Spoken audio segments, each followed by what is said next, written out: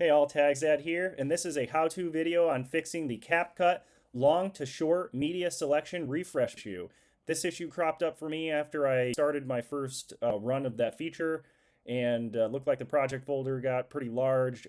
I did try all the recommended steps, which are available online, which is to go into your settings and clear your cache, and also make sure that you're on the latest version of CapCut, which at the time of filming this video I believe is 8.7.0. All of that checked out for me. I tried all those steps and those did not work for me. So I did some of my own investigating and kind of tinkering around, and I actually found something that worked for me. Now, I'm not an official CapCut support representative, so please make sure you go to their official website, check out their steps first, try those things first, because your situation might be different than mine. And if those things don't work, you can try this. I think it's it's a two-way door, so if it doesn't work, you could always put it right back, and I haven't seen any negative repercussions doing it. So let's get into it. The first thing that I'm gonna do here is show you guys the issues. On the home screen page here, it has the long video to shorts feature under more tools. I'm gonna click that.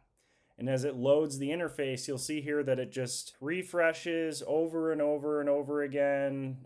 You can try and click on some things, but it will just refresh too fast, and it won't actually invoke a method for you to drop a file in to get started. So the first thing you're gonna wanna do is come up to your settings here, and you're gonna wanna check to see under the draft tab where you're saving your media files to. In this case, it's under, my home, my root directory, movies, CapCut, user data, project. All right, so you're going to want to find that directory, and you'll notice in your movies folder here that you have a CapCut folder. What I did, and I already did this, but what I did to solve this is first shut down your CapCut, rename this, named it to just _old. You can rename it to whatever works for you, and you'll see that my projects folder here is now different.